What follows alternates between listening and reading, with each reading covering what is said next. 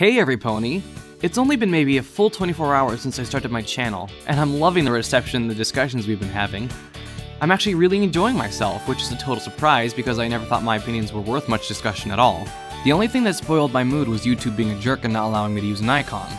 But today I woke up this morning and found that it was only a temporary solution. And a certain pony made me this.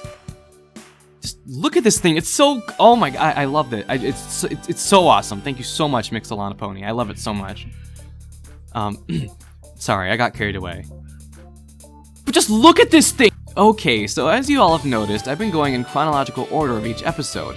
However, today we're gonna skip past Applebuck season and Griffin the Brush-Off.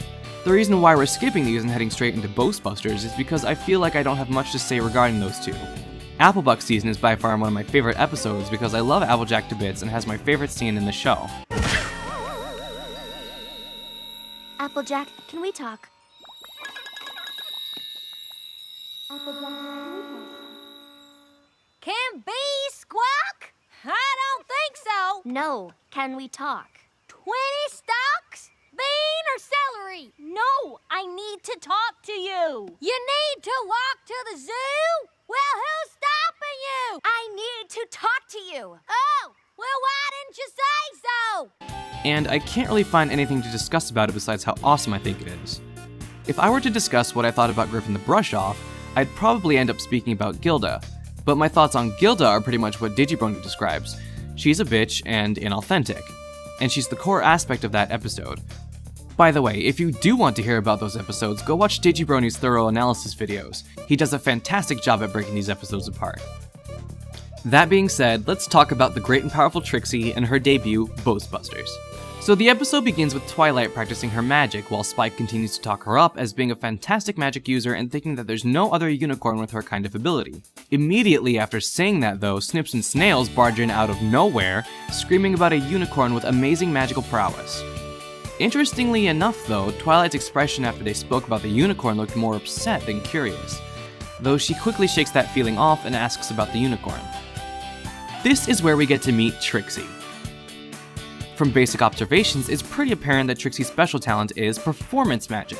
This kind of magic can be considered as close to Twilight's talent some pony can get. Just like Twilight, her talent is magic. But I'd like to believe that performance magic as a talent only goes so far. Right off the bat, Trixie's putting on a show. But that's to be expected considering she's a show pony. Magic isn't something to be marveled at in Equestria, considering every unicorn has some kind of magical ability. So in order to actually appeal to every pony, she had to have talked herself up in order to get ponies to even look her way. But even from the start, it looks like Twilight and her friends are completely oblivious to that fact, and this bothered me to no end, because it just set every pony so out of character. But I'd like to believe the largest contributor to this issue is Spike. Considering he's a baby dragon, he's easily distracted as most children are, and probably had no idea the magic Trixie spoke about was her performance magic. I also believe Twilight's fear of being called a show-off originates from Spike as well. Spike constantly opened his mouth without thinking, and seeing that her friends were so set off by Trixie's behavior despite it being mostly justified, did not want her friends to think that she was as egotistical as Trixie was made out to be. It leaves a foul pit in my stomach when I see how every pony in this episode is acting towards Trixie.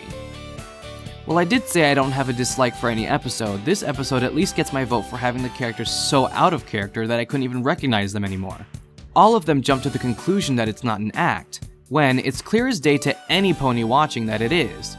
She's on a stage, there's fireworks, and the great and powerful Trixie clearly sounds like a stage name. But let's completely disregard that because she's being a show-off, which is part of her job as a performance artist anyway. It does eventually get a bit out of hoof later as Trixie begins to talk down to every pony else, which could have been the initial trigger that completely set every pony against her.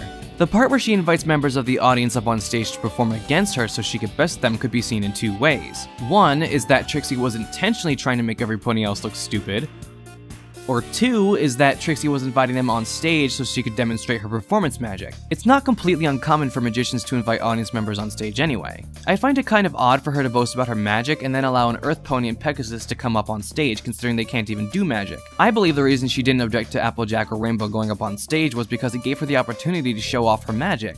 As an entertainer, I don't see anything wrong about how she took care of Applejack, because it could definitely be seen as a comedic part of her act, but I'll admit that she was kind of harsh to Rainbow Dash. And as for Rarity, well, I just didn't care for her bit at all, but it was pretty funny. Also, we never really get the opportunity to see Trixie alone. However, when she's around other ponies, it's not surprising to see her continuing the act of being great and powerful. Otherwise, it would make her performances on stage less effective. As mentioned by Brony Curious, we do get a glimpse on how Trixie can actually come down from her pedestal. The one thing that could have easily resolved the whole issue surrounding Trixie's personality, though, is that when things got out of hand, Trixie had the opportunity at the end to set things straight and admit that her behavior is because of her job as a magician, but instead decides to continue the charade and run off, which is understandable, considering Twilight and her friends completely embarrassed the shit out of Trixie, who was only doing her job. She more than likely wanted to leave as soon as possible because she was made a fool out of. Despite all this, though, the lesson at the end of the episode still makes a bit of sense. Twilight still learned something herself, that she shouldn't hide who she is, which is a good lesson. The part that doesn't bode well is that she says it's okay to be a show-off. In my opinion, it's never a proper time to be a show-off unless your talent demands it, such as being an artist or a performer, something that actually requires you to demonstrate your talents. Using her talents of magic to stand up for her friends wouldn't necessarily have been being a show-off, but apparently that didn't occur to Twilight at all. Anyway, that's all for this one. Thank you guys so much for watching, and I'll see you later.